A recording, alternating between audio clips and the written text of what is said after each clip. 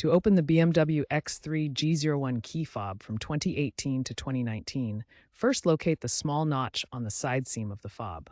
Insert a small, flathead screwdriver or a specialized pry tool into this notch. Gently pry the fob open, avoiding excessive force as the case is held together by internal clips and sometimes adhesive. If the case is stuck, applying isopropyl alcohol to the seam can help dissolve the adhesive.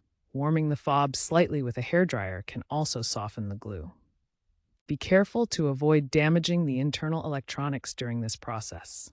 Once the fob is open, remove the old CR32 battery, noting its orientation with the positive side up. Insert the new CR232 battery in the same orientation, positive side up. Snap the case back together securely. If the remote isn't working after replacement, reprogram the key via iDrive. Go to Vehicle Settings, then Key, then Add Key. If issues persist, clean the battery contacts with a soft cloth before reinserting the new battery. For corroded contacts, clean them before inserting. Use high-quality brands like Energizer or Panasonic to avoid counterfeit problems.